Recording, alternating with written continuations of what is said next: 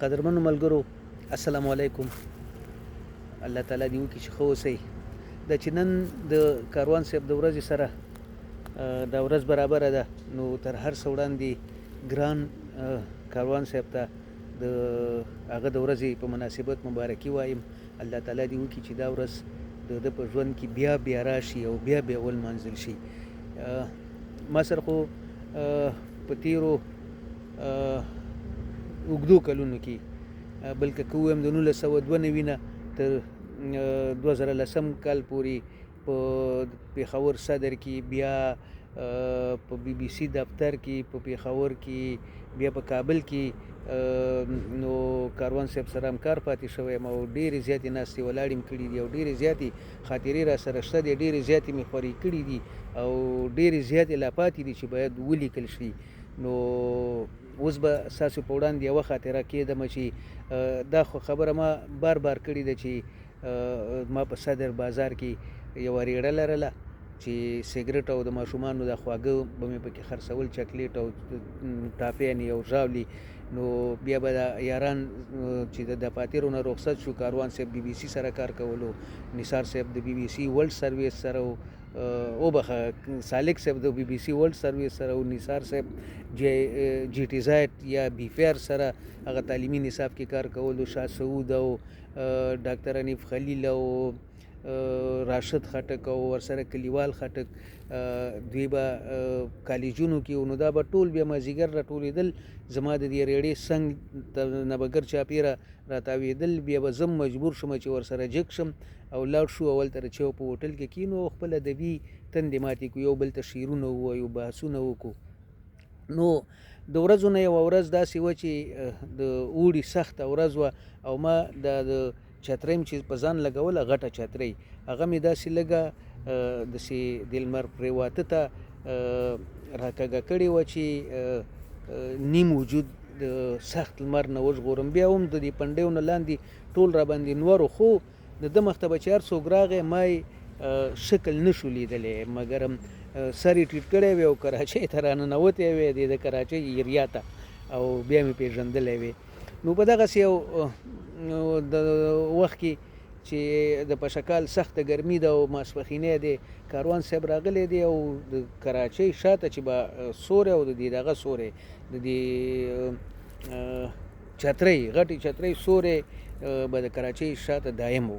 نو دلته ما یو سټول و چې هغه سټول لکه میز، هغه باندې بیا یو کس سیدی شو. نو کاروان صاحب راغلی هلته ناست دی او په دې دوران کې زه شعر لیکم، یو 3 بیتونه مې لیکلي دي او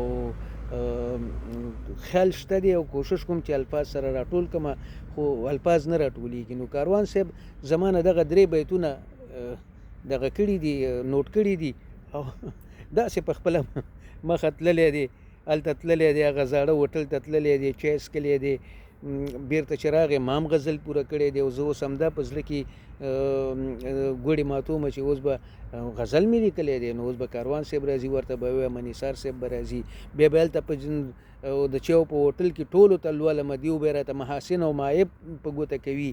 نو دغه کرم ریبمه چې په دې کې کاروان صاحب د لرې نه داسې راښکاره شو او داسې غوړېدلی غوندې دی، داسې خولې د خندا نه ډکه ده چې راغی بس غاړې م سره ورکړي، همغه چوکۍ شاته راتاو شو، چوکۍ په خپله کې کېښودله. نو ما هغه پاڼو ته لاس کولو، داسې د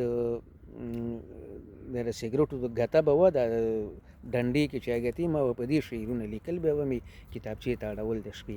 نو زه لګیم هغه ورقې مې ټولې راواغېستلې چې ځینو باندې مې قرضونه لیکلي چې ورقه پکې راواخلمه چې کاروان ته ووایم چې غزل مې لیکلی دی.